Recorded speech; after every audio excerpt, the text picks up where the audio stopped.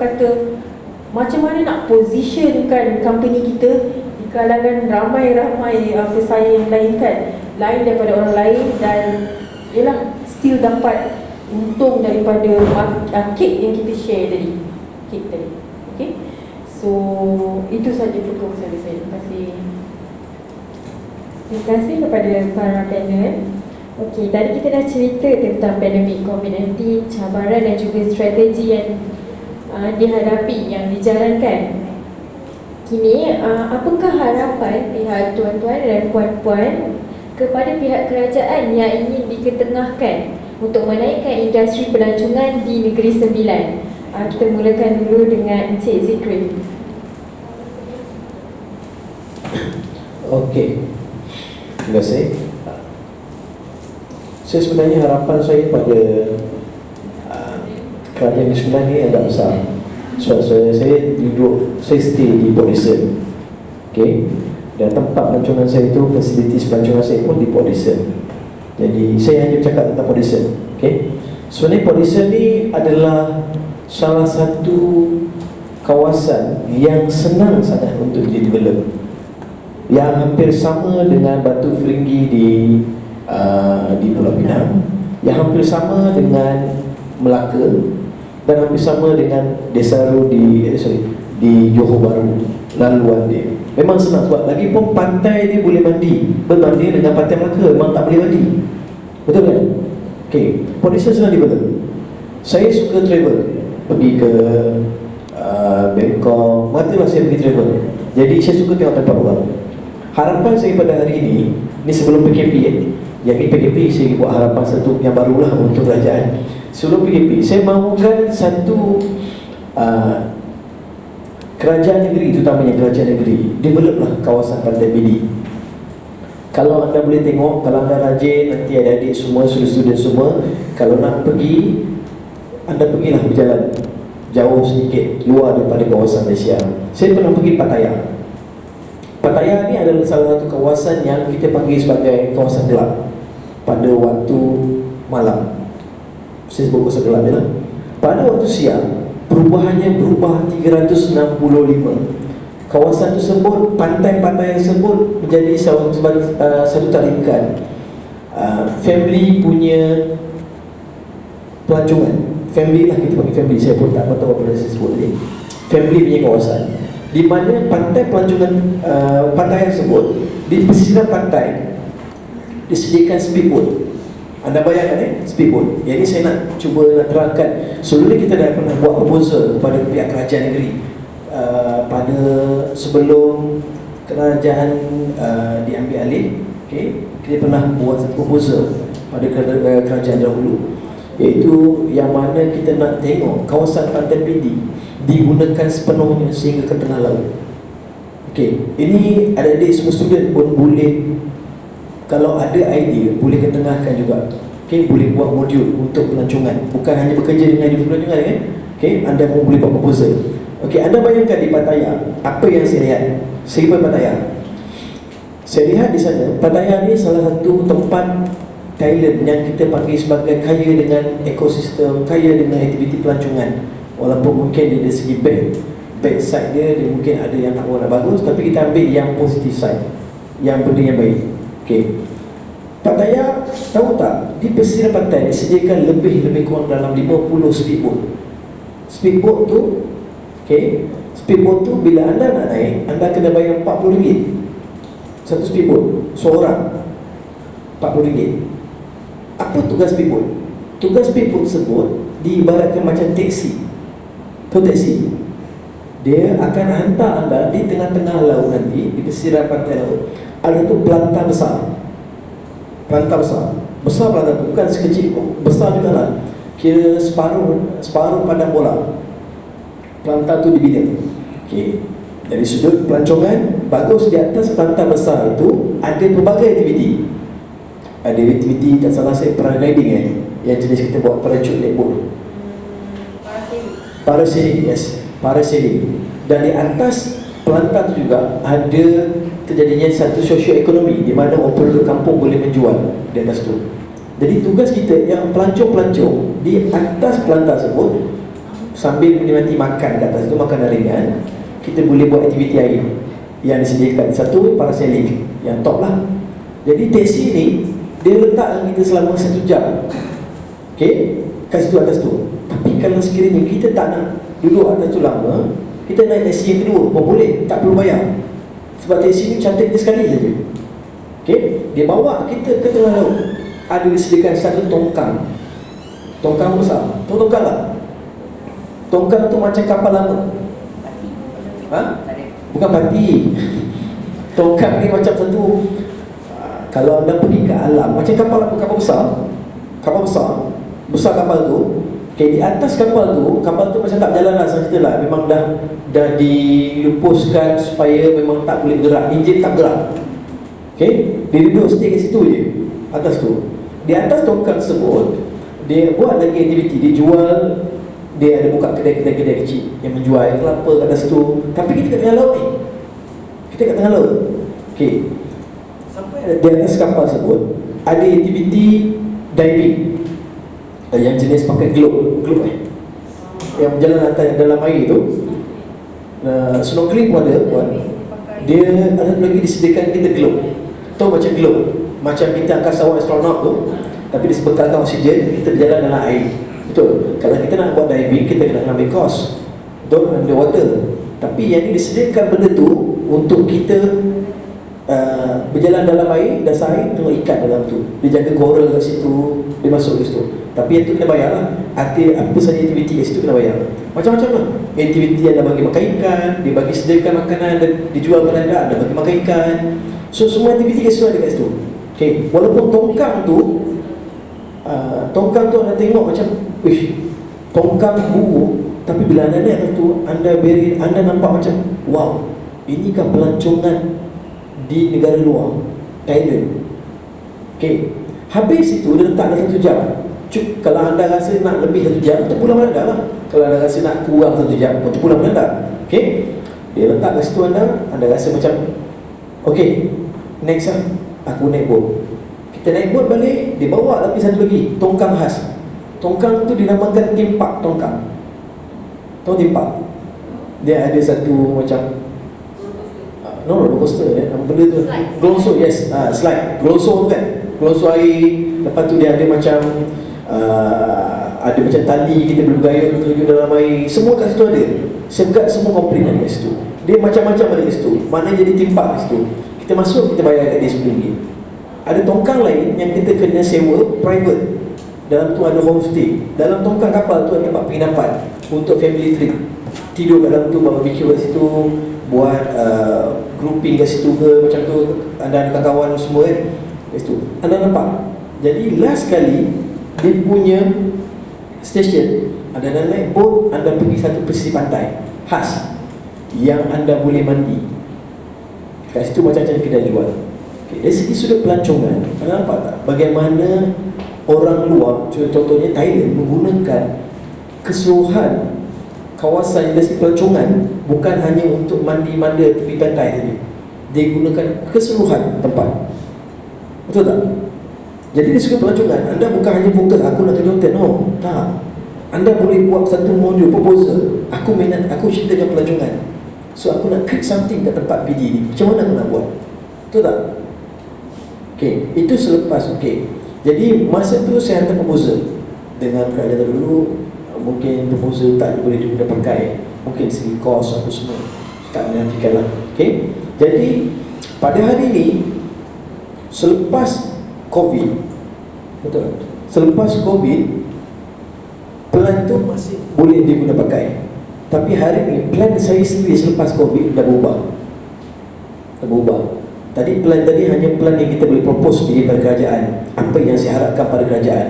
Betul? Dan hari ini harapan saya benda yang sama. Saya nakkan PD ini membangun seperti yang saya fikirkan, seperti negara luar. Fikirkan, anda pergi ke Georgia, Indonesia, anda pergi ke Lombok, Indonesia, anda tengok bagaimana diorang naikkan industri pelancongan tanpa menggunakan kerajaan, tanpa bantuan kerajaan. Betul? Pergi Georgia, anda tengok dia punya kapal timah. Betul tak? Anda naik gondola. Tahu kan yang viral tu kan? Gondola tu. Betul tak? Okay. So semua tu dalam satu pelancongan. Macam mana anda nak buat?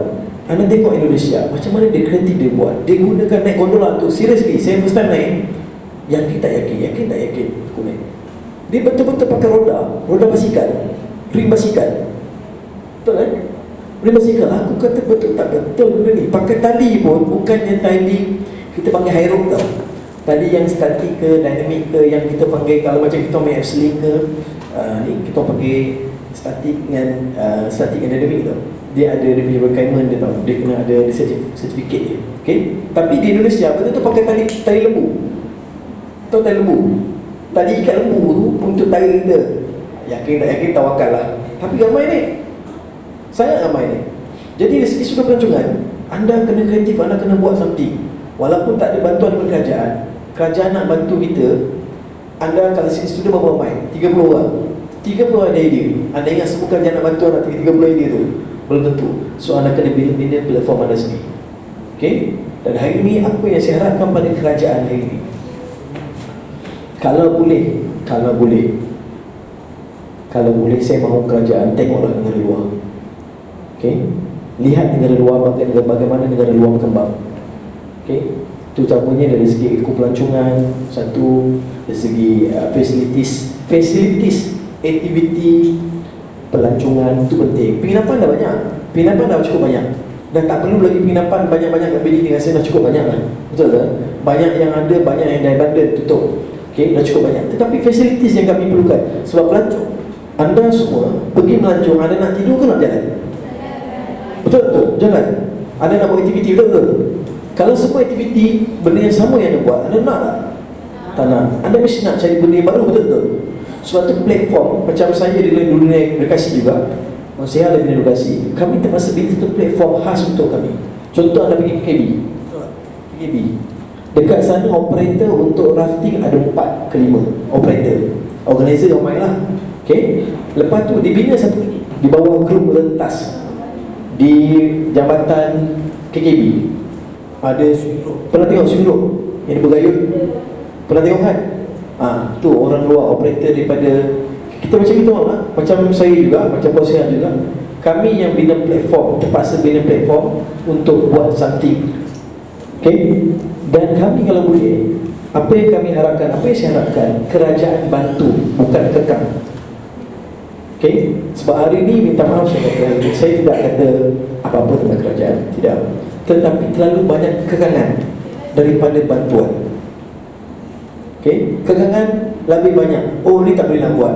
Saya banyak idea kita nak buat. Contoh flying fox daripada Batu Putih dan Tuan nak sampai ke bawah. Semua tak boleh. Ini tak boleh. Jadi kekangan tu terlalu banyak berbanding dengan sokongan dan bantuan. Kadang-kadang macam saya sendiri, organizer ataupun dalam bidang facilities, kami dengan perusahaan, kami mintakan dana. Cukup sekadar beri kelonggaran dan beri sokongan. Cukup. Betul tak? Sebab itu saja yang boleh meningkatkan industri pelancongan kat Malaysia yang saya nampak. Okay? Itu yang saya harapkan kerajaan. Okay, terima kasih. Baiklah, apa pula harapan Puan Nur Rashiha buat kerajaan? Terima kasih. Okey, kalau tanya tentang harapan saya immediate harapan saya sekarang ni waktu pasca PKP ialah nombor 1, Jabatan Perhutanan Negeri Sembilan lebih melonggarkan, okey, kalau untuk melonggarkan bagi kebenaran buat operator di Gua Batu Mahalui specifically, okey, khasnya untuk beroperasi. Okey, untuk pengetahuan you all, Taman Ekorimba di Negeri Sembilan ni semua dah dibuka kecuali Taman Ekorimba Batu Mahalui. Tetapi saya percaya tak dibuka tu sebenarnya atas daripada saya rasa kurang penyelidikan tentang tempat tu. Okey, kerana waktu kes tengah tinggi dulu, okey, Batu Mahalui ni gua main dalam air. Jadi ramai pihak kesihatan memikirkan bahawa itu ruang sempit, main air ramai. Lepas tu tengok operasi ketika normal. Operasi ketika normal, you jangan samakan dengan operasi waktu pasca PKP yang kita boleh lakukan. Jadi sebab itu itulah antara sebab Gua Batu Mahalui masih tak boleh beroperasi lagi hari ini. Tetapi sebenarnya sekiranya kita study dan which actually I have done dan propose kepada Jabatan Perhutanan Negeri Sembilan, SOP macam mana kita boleh run juga caving di Batu Malu ini. Dan FYI, Gua Tempurung, Gua Kandu di Kopeng dah jalan dah operasi dah 15 Jun. Okay? Saya dah kemukakan SOP dan pegawai sendiri menyatakan bahawa SOP itu ketat. So for me, kalau ketat, kenapa tak boleh buat? Jadi bukan saya nak condemn atau komentar. Kerajaan banyak dia punya bantuan, tapi macam Cik Z kata tadi, beri kelonggaran, beri support, sokongan berbanding kekangan. Okay? Sebab perkara boleh buat, kita boleh usulkan safety macam mana, asalkan bisnes jalan. Macam Cik Wahid kata tadi, asalkan bisnes jalan. Don't talk about profit tinggi-tinggi sangat, tak payah. Let's talk about survival. Macam mana staff yang selama ni bergantung dekat tu nak survive, macam mana kami ada bisnes terus tak ada bisnes nak survive. Okay? Jadi itu harapan immediate saya, iaitu Jabatan Kehutanan Negeri Sembilan dan pihak Kerajaan Negeri Sembilan bertindak dengan lebih pantas dan lebih terbuka untuk tingkatkan balik pelancongan dalam negeri ni. Okay? Dan lebih mengiktiraf, I'm sorry to say, lebih mengiktiraf semua industri player dalam pelancongan. Truth to be told, macam Cik Izzat kata tadi, kita memang tak boleh harap kerajaan untuk bagi semua, sebab semua nampak kita tak. Kita kena berusaha ke satu tahap, baru kerajaan akan nampak dan tolong. Jadi maksudnya bila kita mula tu, janganlah terlalu harap bantuan kerajaan dari awal. Tidak. Kita kena memang orang kata berusaha sampai satu tahap dia nampak effort you dan sebagainya.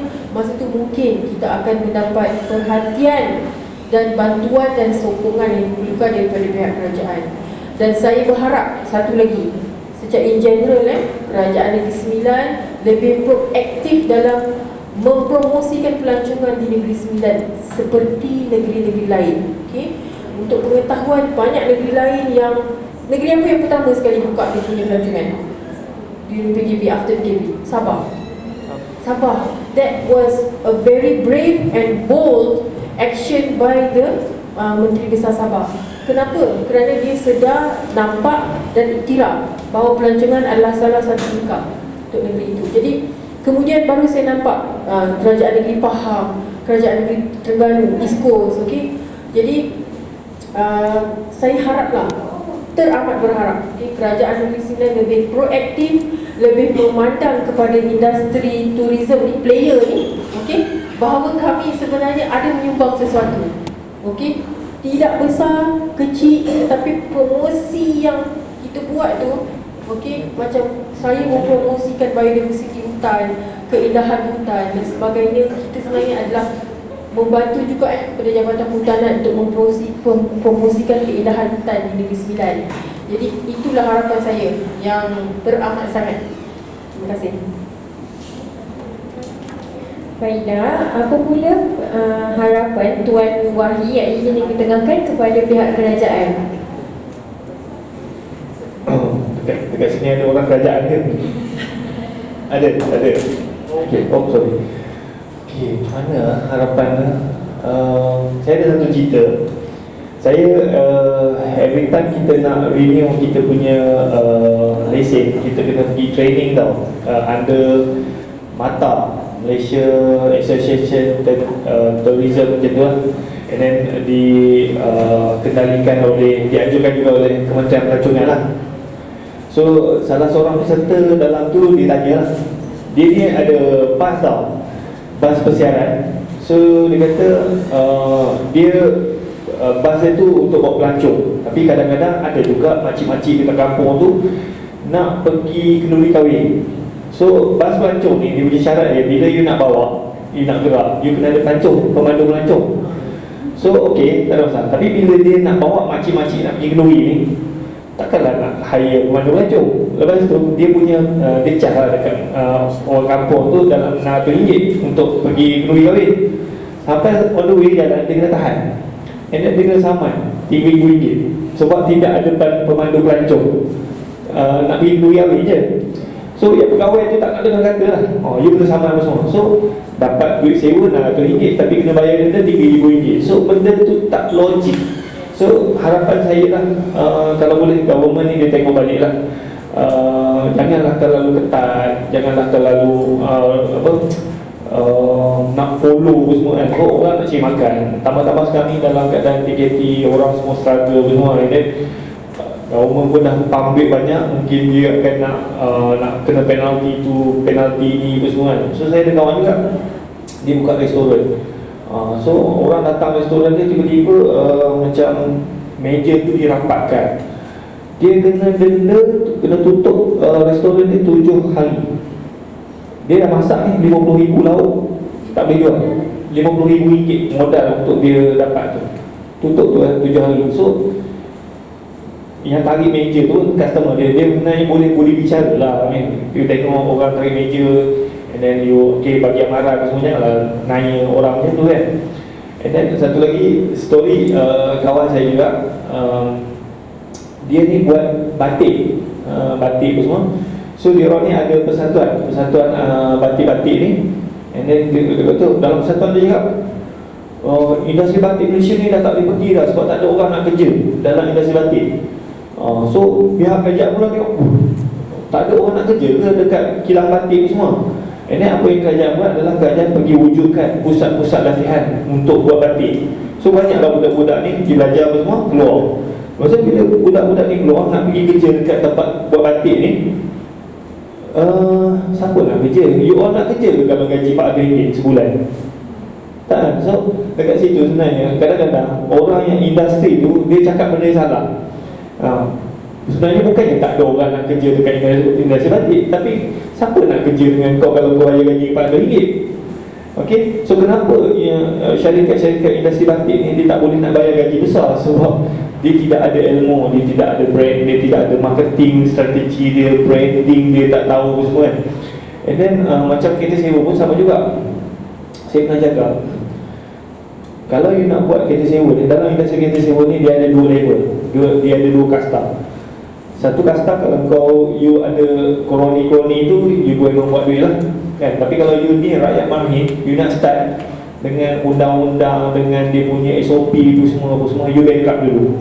Sebab first you kena buka syarikat senam mahal, modal lah RM5,000, capital kena RM200,000, lesen, insurans, bla bla bla semua. So saya kira kalau nak buat betul-betul, kalau lesen lah kita beli kereta kan, ini kita buat sewa dekat pelancong. Yang pelancong ni of course dia nak murah-murah. Macam saya cakap, ada satu lagi company ni dia kasta yang level tinggi lah. So dia sewa kereta dekat government, corporate, JLC semua. Memang harga dia memang cantik. Ini kita ni rakyat marhin nak pergi berlawan dengan dia, memang meninggal lah.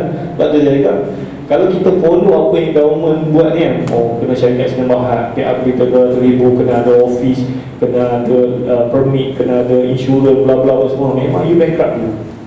Sebab tu ramai kat luar sana tu dia buat Grab, buat yang illegal kan. So kalau boleh harapan saya, kerajaan tengok balik, longgarkan benda tu supaya tidak menekan orang biasa lah kan. Itu je yes, update akta. So macam tadi lah, macam driver bus lah, bawa pergi orang pergi kenduri kahwin, kutip RM3,600, kena saman RM3,000. Dah, macam mana nak naik ke kan. Padahal boleh consider lah, pergi kenduri kahwin je, takkan nak mana pelancong. Tak logik, betul tak? Alright, itu je, thank you.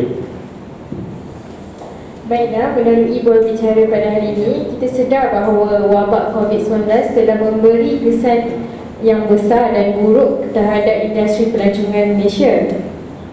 Banyak ilmu dan perkongsian yang kita dapat melalui berbicara pada hari ini. Saya berharap para pelajar peka dan mengambil mana yang penting untuk kegunaan di industri nanti. Bab kata pepatah, ambil yang jernih, buang yang keruh. Maka dengan itu berakhirlah sesi buat bicara kita pada hari ini. Terima kasih diucapkan kepada ketiga-tiga panel kerana telah memberi bicara tentang soalan yang telah pun diajukan. Sekarang kami akan membuka soalan kepada para pelajar yang ingin ditanyakan kepada para panel jemputan kita.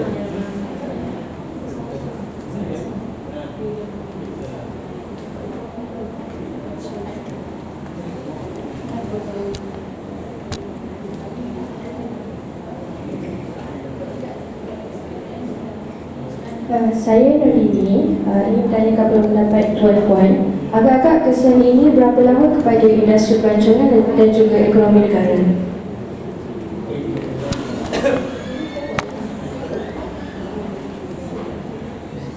Saya personally saya cakap lah, selagi ada orang kena COVID tu, selagi itulah berterusan. Sebenarnya kalau ada kes baru kena, selagi itu akan berterusan.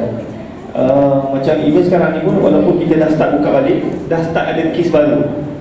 Maknanya kalau dekat Malaysia settle pun, dekat US, dekat negara luar still ada kes baru, benda tu takkan. Sebab tu saya cakap tadi, macam dulu tahun 1930-an, untuk keadaan tu pulih 10 tahun. Kita assume macam tu lah.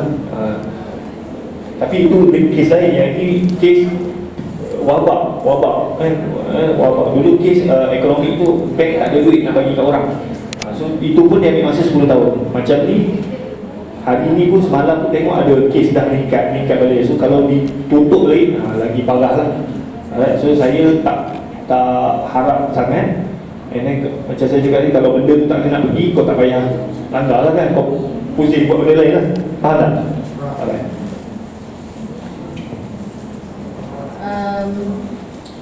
Saya setuju yang kalau dari segi ekonomi memang kita biasa dengar 10 tahun kan. Memang completely, fully untuk ekonomi secara amnya pulih betul-betul memang 10 tahun lah. Tapi kalau kita tengok ya betul, selagi ada COVID, selagi itu tak boleh, kita tak boleh kembali kepada normal yang dulu.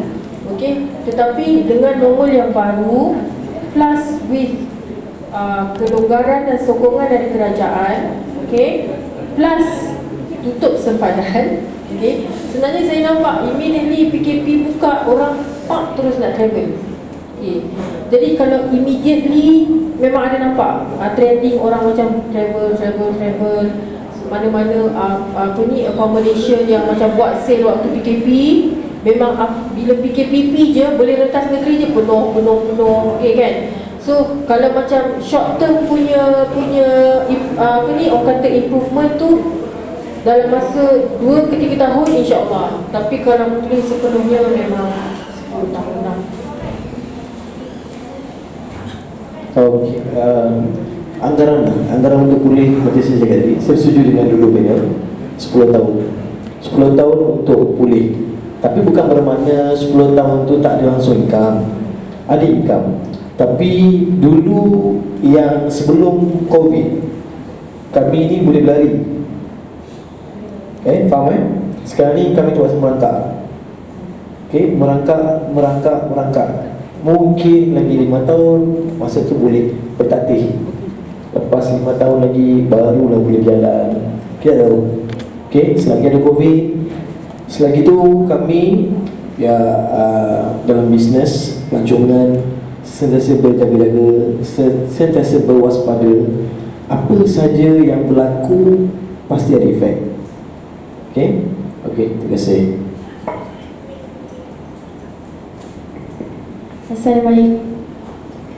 Assalamualaikum, nama saya Syuhada. Saya ingin tanya, jika gelombang kedua pandemik COVID-19 berlaku semula, apakah tindakan pihak Tuan Puan untuk menangani masalah tersebut kepada syarikat?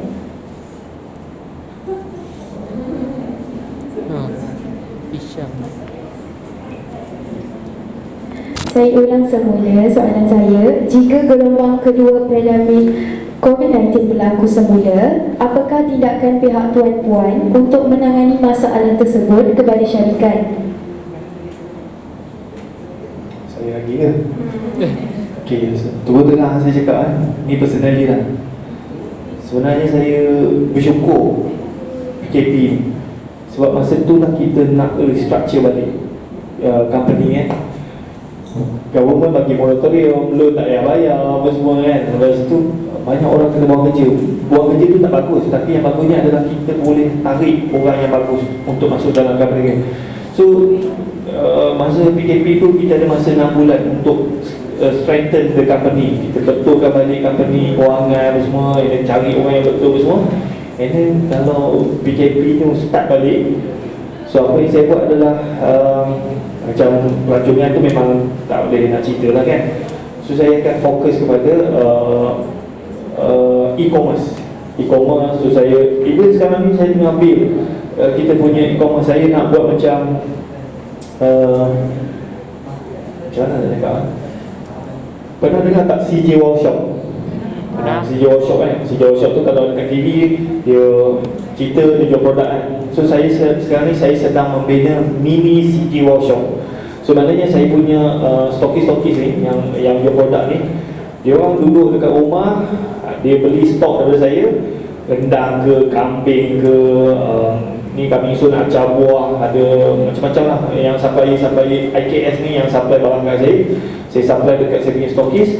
So dia orang ni dekat rumah, dan dekat rumah tu dia orang ada studio, dia orang boleh buat FB live, IG live, dia orang jual, ada orang order, dia pergi hantar. That is my future lah. So saya target saya nak ada dalam 1000 e-stokis,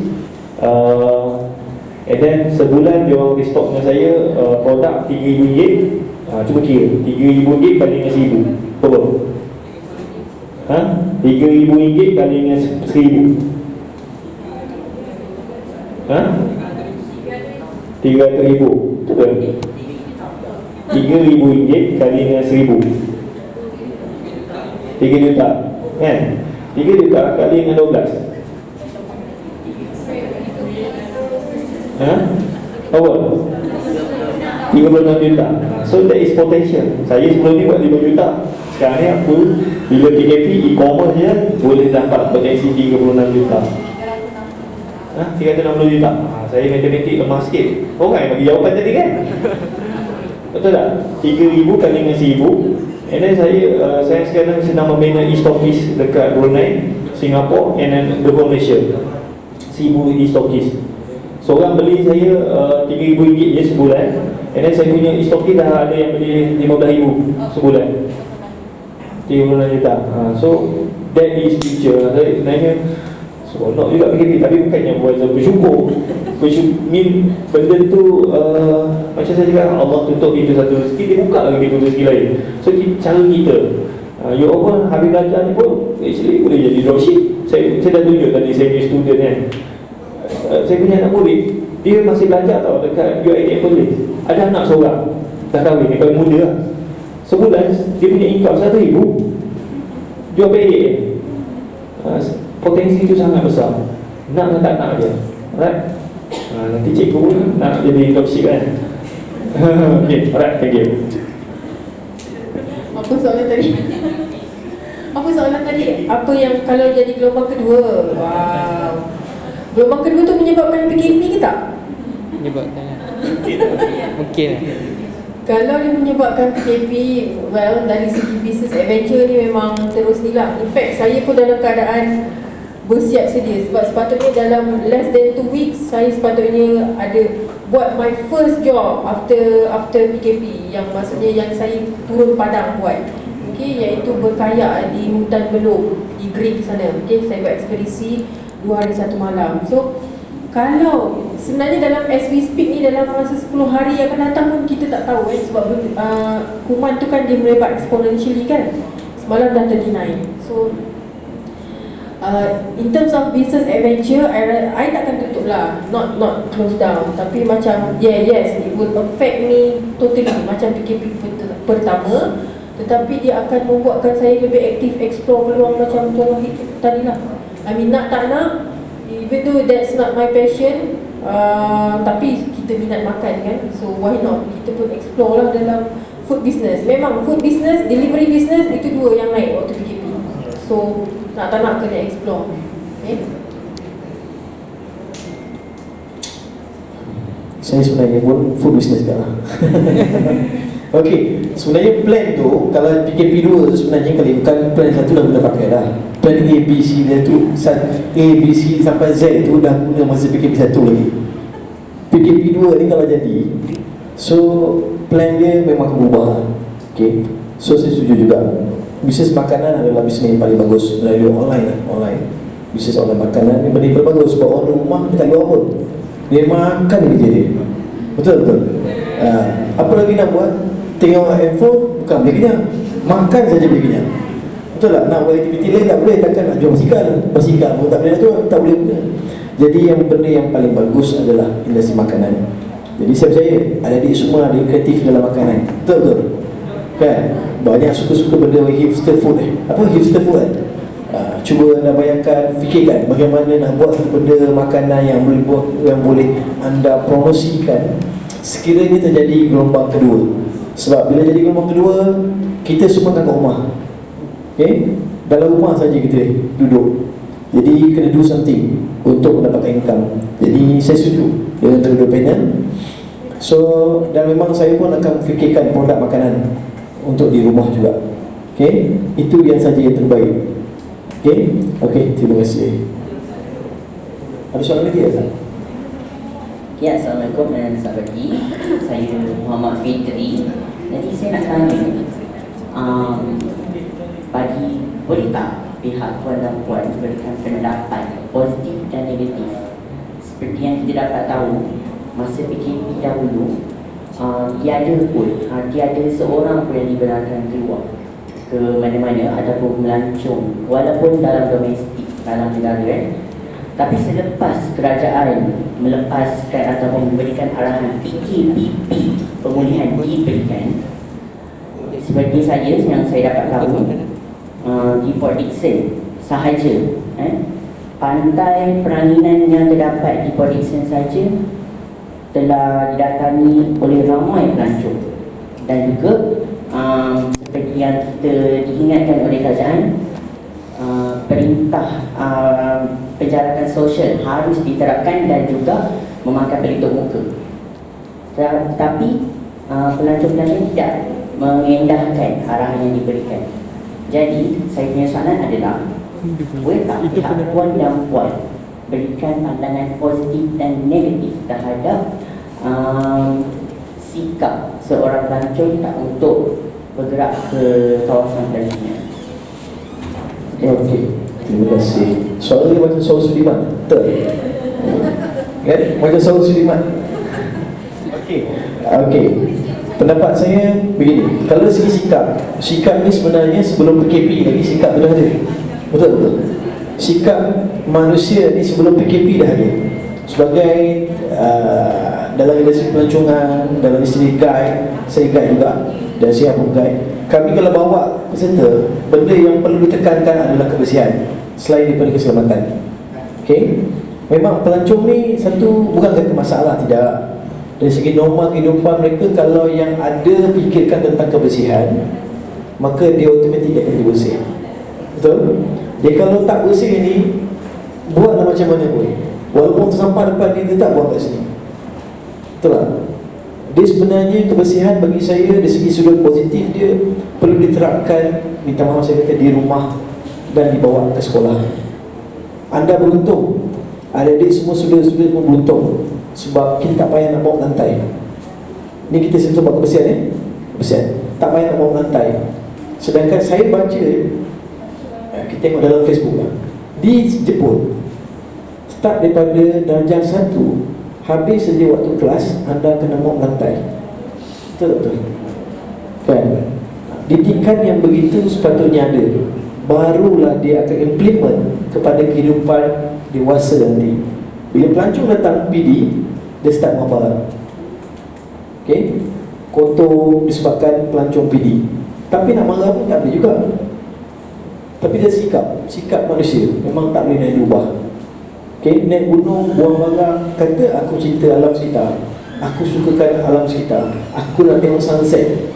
Betul? Aku nak tengok sunset, aku nak pantai yang bersih. Tapi sikap anda buang sampah di kawasan pelancongan, adakah itu mencerminkan anda seorang pencinta alam sekitar? Betul tidak? Bagaimana anda nak implementkan diri anda? Akulah pencinta alam sekitar. Tulis, ambil gambar dalam Instagram, ambil kanopi. Tahu kanopi? Kanopi tree, pokok kanopi yang cantik. Ambil kat mana? Aku hiking di Gunung Datuk. Pergi mana? Ambil gambar sunset. Tapi lepas makan, ke mana nak buang? Di tepi. Tong sampah ujung tu, balas betul nak berjalan, sanggup buang sampah ke sini. Bukan saya kata semua sekali. Itu tak termasuk dengan sikap yang lain lagi. Tak termasuk sikap pencemaran bunyi. Tahu tak? Sikap pencemaran bunyi hari ni yang saya dapat tahu, di Genting Highland tak dibenarkan untuk aktiviti berkonvoi dan aktiviti kereta, kelab semua tak dibenarkan naik atas. Kenapa ni? Kerana bunyi. Okey, anda datang untuk PD Saya baru-baru ni, cerita pengalaman saya lah. Baru-baru ni bila saya tempat saya tu penuh, saya stay back dekat backpackers, dekat bilik saya lah. Anda bayangkan lah, bilik saya tu punya jauh dengan jalan. Saya boleh dengar bunyi motor. Saya rasa saya nak pergi keluar, saya nak menjerit. Bukan kerana saya pun dulu main motor, tapi tak adalah sampai pukul 3 pagi yang nak rem motor. Pencerahan bunyi attitude manusia sampai itu mengganggu orang lain nak tidur, macam mana keadaan dia. Betul-betul ini masalah tentang sosial ataupun attitude seorang yang kita panggil sebagai rakyat Malaysia, yang pemikiran dia adalah kelas, saya boleh cakap lah, kelas bawah. Kelas bawah, saya tak nak cerita kelas bawahan. Malaysia ni sebagai tahuan, Malaysia ni dari segi peraturan, mengikut arahan, mengikut perintah, dia adalah kelas nombor 1 berbanding dengan Amerika yang dikatakan kelas nombor 1. Betul-betul? Kau cakap lah macam mana? Okey, reda. Walaupun hari ni bebel dekat dalam Facebook, tapi dia reda tak ada rumah.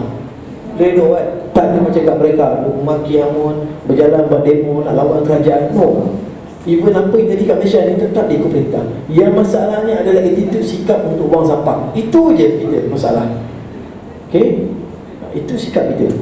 Sikap bagi saya, sikap orang kita. Kalau boleh, bahagian pelancongan ni, tunjukkan sikap anda yang terbaik kepada bahagian lain. Apa? Tak salah saya macam contoh mekanikal, bahagian lain. Tunjukkan sikap anda sebagai seorang pembersih. Betul? Kena tak soalan saya dengan jawapan saya ni? Saya rasa saya jawab lagi. Okey, terima kasih. Quickly pada saya positif dia satu je. You kata tadi apabila pelancong mula datang, contohnya di pantai Port Dickson apa semua kan, positif dia satu, iaitu immediately they all support the tourism business immediately. That's the positive side. But the negative side is tadi tu, yang sikap apa semua tu. If we want to be able to do this, to travel, to enjoy nature, to blah blah blah, enjoy time with family and friends, for a long time, kita kenalah patuh kena patuh ni, apa ni. Kalau tak, dengan you pun tak boleh berjalan, dengan kami pun tak boleh bisnes. You know. So itulah dinamakan new normal. New normal pada saya, kita kena accept, kita boleh pergi berjalan, kita boleh berniaga, tetapi dalam limitation, dalam had. You pergi bercuti, pergerakan itu had. Kalau dah nampak pantai itu penuh, tak payahlah pergi situ. Please find another place. And this is to me another area di mana pihak berkuasa boleh mengambil tindakan proaktif, iaitu menghadkan kemasukan orang ke satu-satu tempat. If they were to leave everything to the public, maksudnya biar public buat keputusan. Walaupun saya bagi contoh, pergi hiking mesti 20, grup paling besar 20 orang. Okey. Tapi kalau dia tak hadkan, hari itu boleh terima 200 orang sahaja atau 150 orang sahaja. The public will go in selagi boleh. Saya bagi contoh Broga, buka immediately tutup lepas tu. Kenapa? Sebab orang pergi naik Broga sampai beratur. To me personally, itu bukan salah public. Salah public maybe ada sikit lah. Dia dah nampak ramai, dia naik juga. Tapi kalau you dah datang dari jauh, you dah lama tak boleh hiking ni, you pun datang dari jauh, nak ke you patah balik? Tak. Tapi kalau pihak berkuasa buat sistem immediately, Broga satu hari 200 orang sahaja, itu akan memberi banyak ruang di dalam kawasan hutan untuk penjarakan sosial. So public pula, you jangan pergi merungut, komplain, komen, vandalism dan sebagainya. Accept. Yes, you dah boleh pergi berekreasi, you dah boleh pergi hiking, swimming, bla bla bla. But there is a limit. The limit is 200 packs dia maksimum hari tu. Deal with it. Jadi kat situ pada saya ada kelemahan dua pihak, authority dan juga of course lah sebagai manusia memang banyaklah kelemahan kita, tak nak ikut ni, tak nak ikut ni. Itu saja dari saya. Alright, asyik saya je cakap. Tadi Fitri dia punya soalan dia apakah positif dengan negatif. Kalau ni saya nak tahu juga apa ia punya pendapat sebelum saya jawab. Boleh tak? share sikit apa sebenarnya yang you rasa. Duduk ke berdiri? Ya. Kalau pendapat saya lah, okey. Selagi ramai pelancong yang tidak mengikutilah arahan, mendengar arahan kan, selagi itu COVID-19 ini akan terus merebak. Selagi akan merebak, selagi itu kerajaan akan menetapkan satu lagi arahan. Apabila selagi lagi ada arahan, kemungkinan PKP akan diumumkan semula, serta pelancong ataupun orang seperti kita tidak dapat melancong lagi. Jadi boleh menyebabkan ekonomi pelancongan ini terus terjejas dan tidak akan dimulakan. So macam mana rasa saya? Bunuh semua orang. Lain berarti. Macam saya setuju dengan pendapat Puan tadi. Macam melimitasikan sesebuah kawasan. Macam kita buat kat kedai makan, kita wrap tali dan kita buka satu pintu saja. Macam kita melimitasikan suatu kawasan kepada beberapa orang individu dan untuk aktiviti apa yang kita boleh lakukan. Bagus. So saya personally sebenarnya kalau kerajaan bijak kan, kalau saya cerita masa ni lah nak buat duit. Okay, so ada satu case, kawan saya ada restoran tau. So dekat restoran dia, actually dia ada pegawai kesihatan yang duduk situ kerja dia minum je. And then dia tengok kalau ada orang isap opok, dia akan saman. And then kalau dia tengok ada orang bawa anak kecil makan ke kedai masa tu lah, memang dia saman. So time tu lah government buat duit. Saman tu saya tak tahu lah, kalau isap opok kat kedai makan berapa? RM50 RM1,000? RM10,000 kan.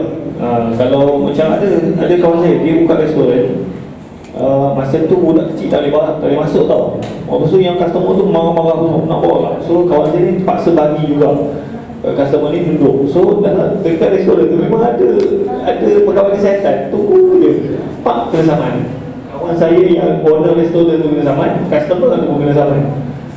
So macam tadi macam mana nak selesai bunuh orang. So bunuh orang tu bukannya selesai masalah lah. So kalau government dia gunakan peluang ni untuk, sebab the moment orang seorang kena, orang lain pun akan takut lah.